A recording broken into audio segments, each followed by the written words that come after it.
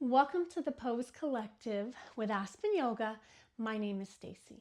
Each week in the Pose Collective, we break down a yoga pose. For this week, we are looking at Pigeon Pose. Pigeon Pose can sometimes be intimidating, so we are here to break down all those, what we feel limitations when it comes to Pigeon Pose. So this is a very beginner-friendly Pigeon Pose demonstration. What you're going to need is just a blanket and your mat. Benefits of Pigeon Pose: very good range of motion, mobility in the hip joint, hip flexors, glutes. So this whole hip complex area. Also is good for strengthening the core. Grab your props. Meet me back on the mat.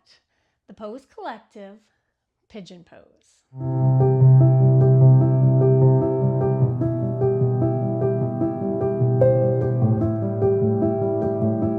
Welcome back. Let's go ahead and get right into Pigeon Pose.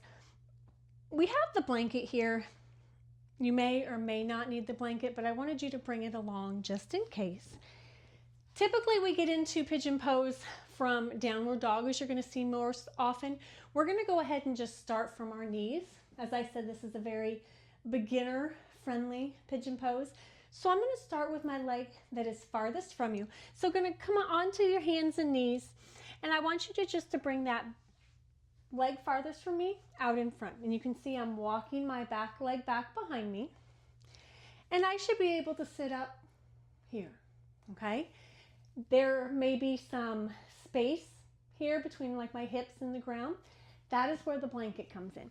So if you go ahead and take your blanket, place it in that space, you are a lot more comfortable, okay? A lot of discussion about what this front leg does. 90 degrees, but if that is too much pressure on the hip joint, bring it in.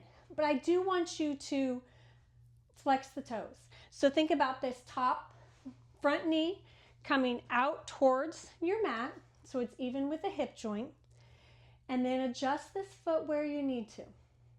My back leg is straight. I'm on the top of my toes, coming straight out of the hip joint, and then we're just going to come into our forearms. Okay, so things to think about here. My hips are square, meaning I'm not hanging out on one hip. Both hips are pointed towards the ground.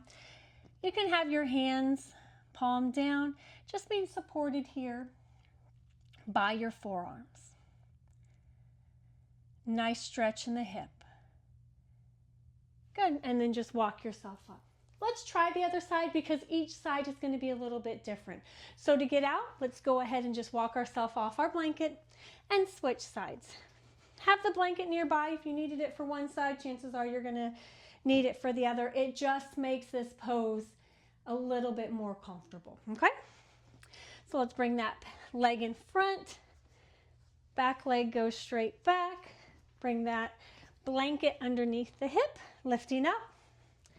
Square those hips. So I'm squaring everything up.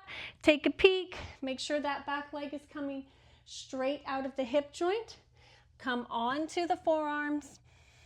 Pull those toes of the front leg towards you, so towards the shin. Good, one side better. If you find yourself rounding too much here, go ahead and stay up here. Okay, so staying tall is absolutely an option as well. Whatever is most comfortable for you.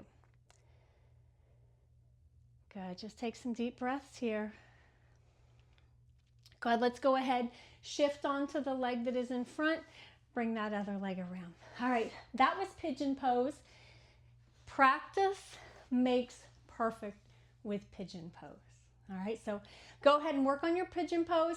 I'm going to link some videos up above here that include Pigeon Pose. So once you feel confident in your Pigeon Pose and you want to work it into a video, go ahead and click those links above. Again, my name is Stacie with Aspen Yoga, and this was the Pose Collective, Pigeon Pose.